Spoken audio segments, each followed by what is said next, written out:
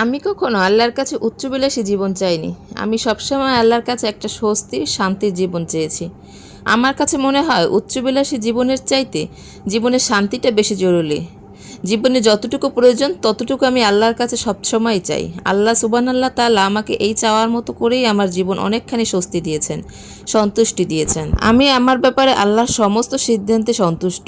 আমার কাছে মনে হয় জীবনে কি কি পেলাম আর কি কি পেলাম না, এই হিসাবের চাইতেও জীবনে সন্তুষ্ট থাকা বেশি প্রয়োজন। তাই আমি আল্লাহর কাছে বেশি বেশি সন্তুষ্টি চাই। কারণ সুখ মানেই সন্তুষ্ট থাকা। আমাদের জীবনে যাই আছে তাতেই যদি আমরা সন্তুষ্ট থাকতে পারি তবেই আমরা সুখী।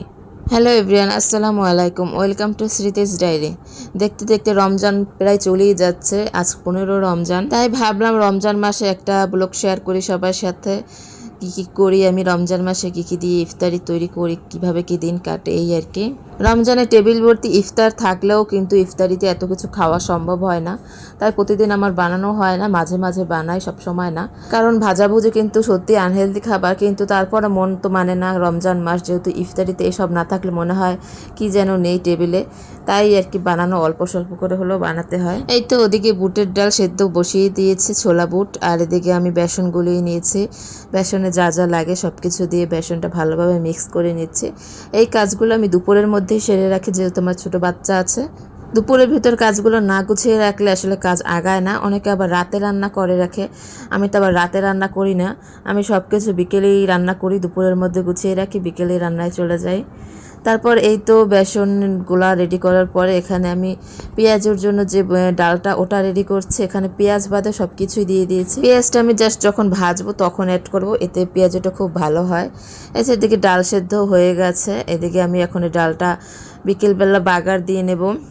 ডালের ফোড়নের জন্য এখানে পেঁয়াজ বেরেস্তা করে নিচ্ছি, যতটুকু প্রয়োজন ততটুকু পেঁয়াজ বেরেস্তা করে নিচ্ছি। আমি ডালটা সেদ্ধ করলে 2 দিনের ডাল একসাথে সেদ্ধ করে রাখি, কিন্তু বাগার দিতে গেলে একদিনেরটাই দেই, শুধুমাত্র যেদিনেরটা খাবো ওদিনেরটাই।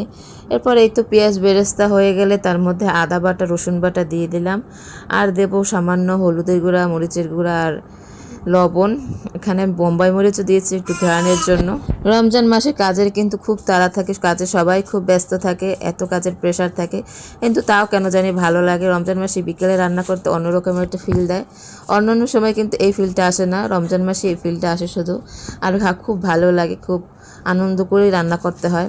এই যে কথায় কথায় আমার বুট ভাজা হয়ে গেছে। এদিকে আমি আলু সিদ্ধ করে নিয়েছিলাম, সেই আলুগুলো এখন আমি সুন্দর করে ম্যাশ করে নেব। এটা দিয়ে আমি আলুর চপ তৈরি করব, আর সাথে ভিতরে কোয়েলের ডিম দিয়ে দেবো। এই যে পেঁয়াজ বেরেস্তা করে নিয়েছিলাম আর ধনিয়া পাতা এবং আলুগুলো ম্যাশ করে নিচ্ছে। তারপরে ছোট ছোট করে গোলা করে তারপরে আমি এখানে আলুর চপ তৈরি করব। রমজান মাস অত্যন্ত রহমত এবং বরকতের একটা মাস, সাথে খুব সংযমের একটা মাস। তাই হয়তো এই মাসে অন্যায় অপরাধগুলো একটু কম হয়। আর সবাইকে বিবেকেও অনেকটা নাড়া দেয় যে অন্যায় অপরাধ করার জন্য। সবাই একটু আল্লাহর রাস্তায়, আল্লাহর জন্য চিন্তা ভাবনা করে। একেবারে ছোট থেকে বড় সবার মধ্যে আল্লাহ ভীরুত্ব কাজ করে, তাই জন্য আমার এই মাসটা খুবই ভালো লাগে। দেখতে দেখতে আমার সবগুলো চপ রেডি হয়ে গেল। এখন আমি একটা প্যানে তেল গরম করে দিয়েছি, আর যে বেসনের গোলাটা রেডি করেছিলাম সেটাও এখানে রেডি করে নিচ্ছি। তারপরে এখানে আমি বেগুন কেটে নিয়েছি, আগে বেগুনিগুলো ভাজবো। ছোটোবেলায় বেগুন নিয়ে অনেক কারাকারি হতো, কিন্তু এখন আর এসব বেগুন নিয়ে ভালো লাগে না খেতে অতটা। এই জন্যই হয়তো বা রমজান ছোট বড় সবার জন্যই অনেক আনন্দের একটা মাস। যাই হোক, এই যে আমার বেগুনিগুলো ভাজা হয়ে গেছে, এখন এগুলো উঠিয়ে নেব। তারপরে এর ভেতরেই দিয়ে দিচ্ছে আলুর চপগুলো সবগুলো আমি এক এক করে দিয়ে দিয়েছি, এবং লো হিটে খুব আস্তে আস্তে এগুলো ভাজতে হবে। এখন উল্টিয়ে দিচ্ছি। তারপরে এখানে আমি কিছু পেঁয়াজ ভালোভাবে ম্যাশ করে নিচ্ছি। এখন এই পেঁয়াজের সাথে সেই পেঁয়াজের যে ডালটা ওটাও আমি অ্যাড করে নেব। এই যে এদিকে আলুর চপগুলো হয়ে গেছে, এখন আমি আলুর চপ উঠিয়ে এখন পেঁয়াজুর বড়াগুলো আমি এখন এর ভেতর দিয়ে দেবো। পেঁয়াজু ভাজার সময় লো হিটে ভাজতে হবে, আর না হলে কিন্তু পেঁয়াজগুলো পুড়ে যাওয়ার সম্ভাবনা আছে। আলহামদুলিল্লাহ আমার সবগুলো ইফতার আজকের মতো রেডি করা হয়ে গেছে। এখানে শরবত রেডি করে নিচ্ছি আমার জন্য, ছেলের জন্য।